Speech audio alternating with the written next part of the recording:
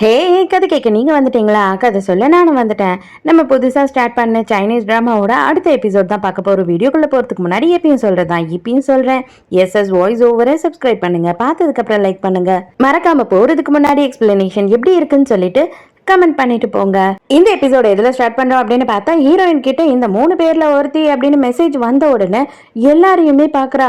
அவளுக்கு யாரை சந்தேகப்படுறது, யாரை கன்ஃபார்ம் பண்றது அப்படின்ற மாதிரி முடியல. ஏன்னா அவளோட ஃப்ரெண்டுமே வந்துட்டு ரொம்ப க்ளோஸ் ஃப்ரெண்டா இருக்கா இவளுக்கு.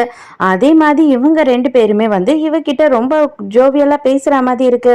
ஸோ இப்போ என்ன பண்றாரு ஹூ அப்படின்னு பார்த்தா, நீங்க இதை குடிச்சே ஆகணும் அப்படின்னு சொல்லி ஹீரோயினை கம்பல் பண்ணிக்கிட்டு இருக்காரு. உடனே புருஷன்காரன் என்ன சொல்றான்னா, அவளுக்கு போதை ஆயிடுச்சு போல, விட்டுருங்க, அவ நிறைய குடிக்க மாட்டா, அவளுக்கு பதில் அவளோட ட்ரிங்கை நான் குடிக்கிறேன் அப்படின்னு சொல்றான். ஆனா ஹீரோயின் என்ன பண்றான்னா, அந்த ட்ரிங்கை எடுத்து ஃபுல்லாவுமே குடிச்சு முடிச்சிடுறா. குடிச்சு முடிச்ச உடனேயே வந்துட்டு அவளோட புருஷன்காரனுக்கு ஒரு கிஸ் கொடுக்குறா. எதுக்காக அப்படின்னு பார்த்தா, யாரோட மூஞ்சிலையாவது ரியாக்ஷன் மாறுதா அப்படின்னு தான் பாக்குறா. ஆனா எல்லாருமே ரொம்ப சந்தோஷமா சிரிச்சுக்கிட்டு இருக்க மாதிரி இருக்கு. இவளுக்கு பயங்கர குழப்பம். என்னதான் நடக்குது, இது உண்மையா பொய்யா, அந்த மெசேஜ் யார் பண்ணிருப்பா அப்படின்னு சொல்லிட்டு இவளுக்குள்ள பயங்கரமான கேள்விங்க வந்துகிட்டே இருக்கு. அதோட நைட்டு புருஷங்கார தூங்கின பிறகு எழுந்து வந்துட்டு இவ என்ன பண்றானா, மெசேஜ் வந்தது இல்லையா, அந்த நம்பருக்கு டயல் பண்ணி பாக்குறா. பார்த்தா அந்த நம்பர் ஒர்க்கிங் கண்டிஷன்லயே இல்ல அப்படின்னு வருது. என்னதான் பண்றது அப்படின்றது இவளுக்கு புரியல. இந்த மெசேஜை நம்பலாமா வேணாமா அப்படின்னு தெரியல. மறுநாள் என்ன பண்றா அப்படின்னு பார்த்தா, யாருக்கிட்டயோ போயிட்டு இந்த மொத்த கதையும் சொல்லிக்கிட்டு இருக்கா. அதாவது இப்போ நான் அவன் கிட்ட இதை பத்தி சொன்னேன் அப்படின்னா அலர்ட் ஆயிடுவான். அலர்ட் ஆயிட்டு இருக்கிற சாட்சி எல்லாத்தையும் அழிச்சிட்டானா என்ன பண்றது? அது மட்டும் இல்லாம ஒரு வேளை இது வந்துட்டு சும்மா எனக்கு சாதாரணமா யாரோ வேணும்னே பொறாமையில அனுப்பின மெசேஜா இருந்ததுன்னா நான் என் புருஷனையே பயங்கரமா சந்தேகப்பட்ட மாதிரி ஆயிடும். அது அவனுக்கு இன்னும் கஷ்டமாயிடும். என்னை கண்டிப்பா வெறுக்க ஆரம்பிச்சிருவான். என்ன பண்றதுன்னு தெரியலன்னு சொல்லிக்கிட்டு இருக்கா. வேற யார்கிட்டயும் சொல்லலை. இவளோட ஃப்ரெண்டு அந்த சக்களத்தி கிட்டதான் சொல்லிக்கிட்டு இருக்கா. கேக்குறேன்னு கோச்சுக்காத, உண்மையாவே உன் புருஷன் ஒரு வேலை உன்னை வந்துட்டு ஏமாத்திக்கிட்டு இருந்தான் அப்படின்னு தெரிஞ்சதுன்னா நீ என்ன பண்ண போற அப்படின்னு சொல்லி கேக்குறா. அது மட்டும் இல்லாம டிவோர்ஸ் பண்ணிடுவியா அப்படின்னு ரொம்ப ஆர்வமா கேக்குறா. கண்டிப்பா டிவோர்ஸ் பண்ணிடுவேன். அப்படி மட்டும் அவன் என்னை ஏமாத்தனா அப்படின்னு எனக்கு தெரிஞ்சதுன்னா அதுக்கப்புறம் டிவோர்ஸ் தான் அப்படின்னு சொன்ன உடனே அவளுக்கு கொஞ்சம் சந்தோஷமாயிடுது. ஆனா லேஸ்ல சும்மா உடனே டிவோர்ஸ் கொடுத்துருவேன்னு மட்டும் நினைக்காத. அவங்க 2 பேரும் அவங்க லைஃப்ல என்ன மாதிரி எல்லாம் விஷயத்த பார்த்தே இருக்க மாட்டாங்களோ, பார்க்கவே கூடாதுன்னு நினைப்பாங்களோ, அவங்க கனவுல கூட நினைச்சு பார்க்க முடியாத விஷயத்த எல்லாத்தையும் நான் பண்ணுவேன் அப்படின்னும் போது என்ன பண்ண போற, அவங்கள என்ன கொலையா பண்ண போற அப்படின்னு ஃப்ரெண்டு கேட்குறா. கொலை பண்ணிட்டு நான் போய் ஜெயிலில் உட்காந்துக்கிட்டு கஷ்டப்படணுமா? எதுக்காக? அவங்க தான் வந்து தப்பு பண்ணவங்க, அவங்க தானே கஷ்டப்படணும். இந்த பூனை வந்துட்டு ரொம்ப வயிறு ஃபுல்லாக சாப்பிட்டுருச்சுன்னு வச்சுக்கோயேன், அப்போ அதுக்கு ஒரு எலி கிடைக்குது அப்படின்னா அதை என்ன பண்ணணும்னு உனக்கு தெரியுமா?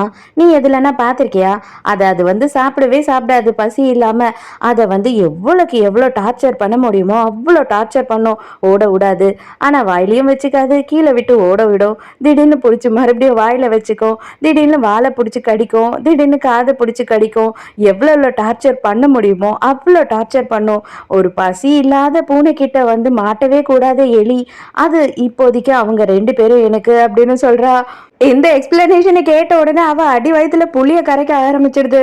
இந்த கள்ளக்காதல் எல்லாம் எப்பவுமே பார்த்தீங்கன்னா பொண்டாட்டிக்காரி கிட்ட இருந்து புருஷங்காரனை புதுசா வரவங்க தான் தூக்கிட்டு போயிடுவாங்களாம். பார்த்து உஷாரா இருந்துக்கோ அப்படின்னும் போது அதை பத்தியெல்லாம் எனக்கு கவலையே இல்லை.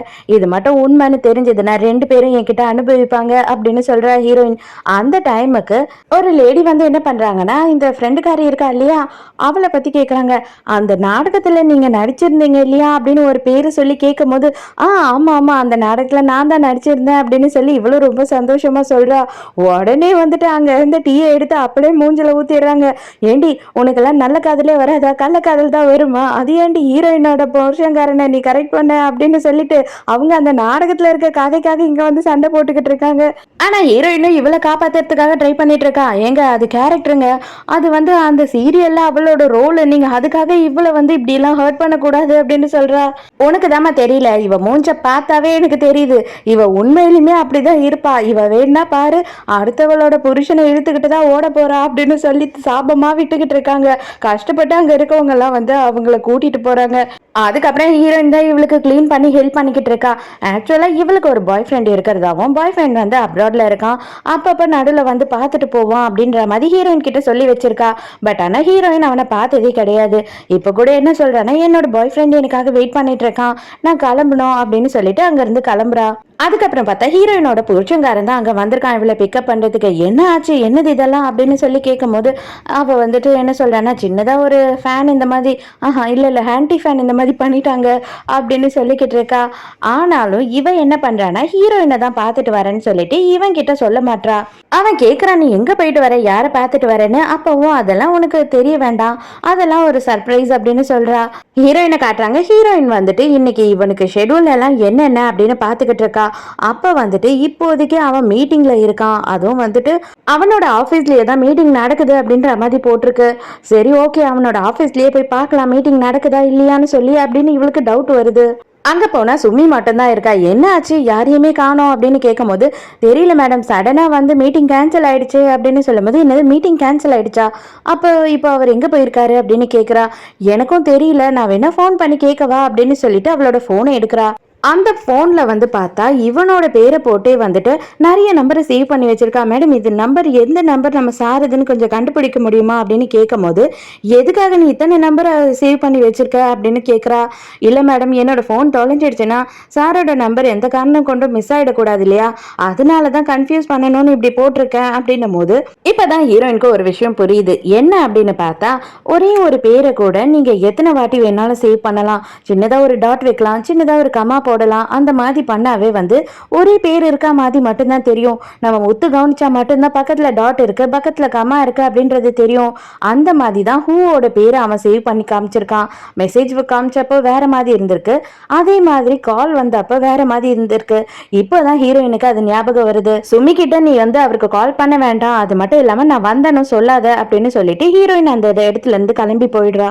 ரொம்ப லேட்டா தான் வீட்டுக்கு வரான். வரும்போதே வந்துட்டு எனக்கு ரொம்ப டயர்டா இருக்கு, எனக்கு அரை நாள் பூராவும் மீட்டிங்லேயே போச்சு அப்படின்னு சொல்றான். அந்த மீட்டிங் தான் கேன்சல் ஆயிடுச்சுன்னு ஹீரோயினுக்கு தெரியும் இல்லையா. நான் குளிச்சுட்டு வந்துடுறேன் அப்படின்னு நேரா மேல போறான். அவன் குளிச்சுட்டு இருக்கும் போது நேரா ஹீரோயின் என்ன பண்றான்னா அவனோட ரூம்க்கு போயிட்டு அவனோட மொபைலை எடுத்து பாக்குறா. அவளும் எவ்வளோ பாஸ்வேர்டை போட்டு பாக்குறா, அவளால பாஸ்வேர்டை கண்டுபிடிக்கவே முடியல. கடைசியா இவங்களோட வெட்டிங் டேட்டை போடுறா. இவங்களோட வெட்டிங் டேட் தான் அதோட பாஸ்வேர்டு. அவங்க இவ வந்துட்டு அந்த மெசேஜ் எல்லாம் படிக்காமே இருந்திருக்கலாம், ஓப்பன் பண்ணி படிச்சிடுறாளா. அந்த மெசேஜ் எல்லாமே ரொம்ப கன்றாவியா இருக்கு.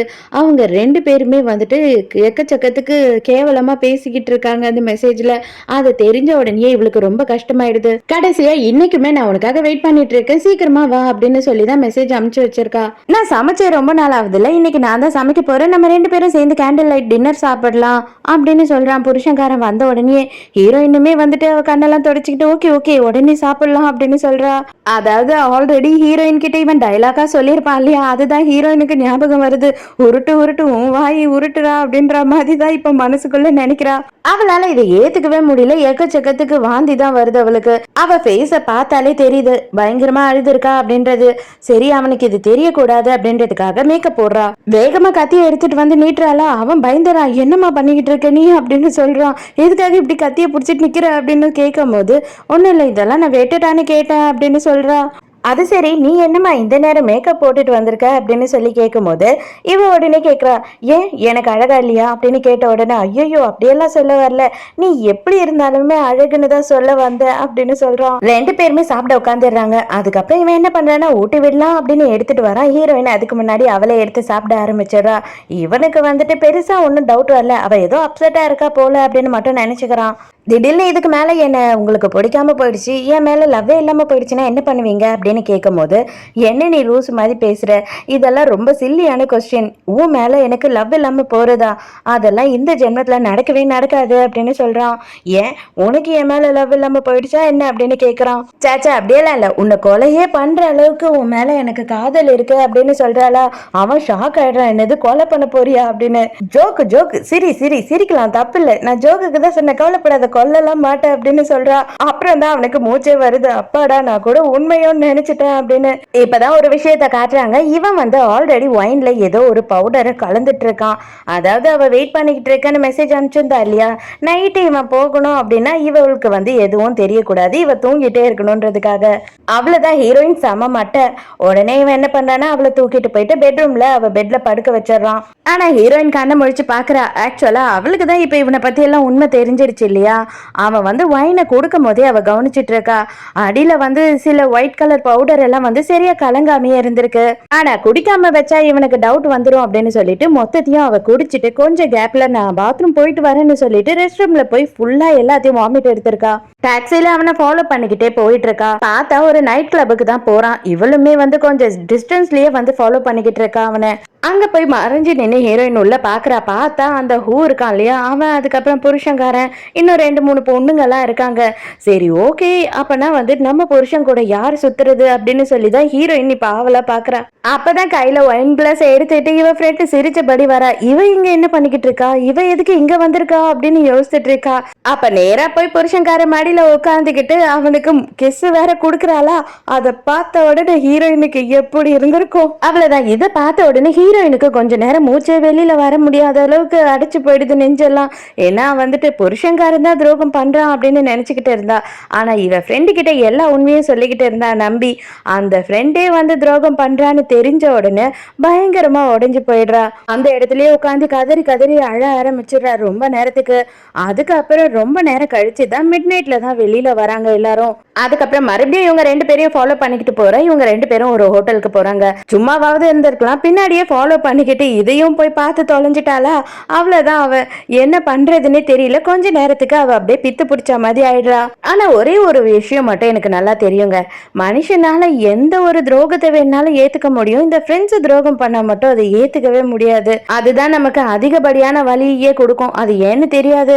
அப்பா அம்மா புருஷன் பொண்டாட்டி யார் வேணாலும் துரோகம் பண்ணிருப்பாங்க, அந்த அளவு வலிக்காது. ஒரு ஃப்ரெண்டா இருக்கிறவங்க, அதுவும் உயிருக்கு உயிரா ஃப்ரெண்டா இருக்கிறவங்க துரோகம் பண்ணும்போது உண்மையாவே ரொம்ப வலி எடுக்கும். அழுதெல்லாம் முடிச்சாச்சு, ஃபீல் பண்ணி எல்லாம் முடிச்சாச்சு. இதுக்கு மேலேயும் அழுதுகிட்டு எல்லாம் இருக்க முடியாது. இதுக்கு மேல அழுகிற சீனுமே கிடையாதுடா. நான் இனிமே கோதால இறங்கிட்டேன்டா அப்படின்னு சொல்லிட்டு ஹீரோயின் செம்ம கொலவெறியோட போறா. எங்கடா போறா அப்படின்னு பார்த்தா நேரா போய் ஒரு பப்ளிக் போன் எடுக்கிறா. போனை எடுத்துட்டு இந்த ஹோட்டல் பேரை சொல்லி அந்த ரூம் நம்பரையும் சொல்லி அங்க வந்து ப்ராஸ்டியூஷன் நடக்குது, இல்லீகலான ப்ராஸ்டியூஷன் நடக்குது அப்படின்னு சொல்லி கம்ப்ளைண்டும் கொடுத்துட்றா. நீங்க யாரு அப்படின்னு கேட்கும் போது, எங்க நல்லதுக்கு சொல்றேன், நீங்க வந்துட்டு பிடிக்கணும்னா பிடிச்சுக்கோங்க அப்படின்னு சொல்லிட்டு போனை வச்சிடுறா.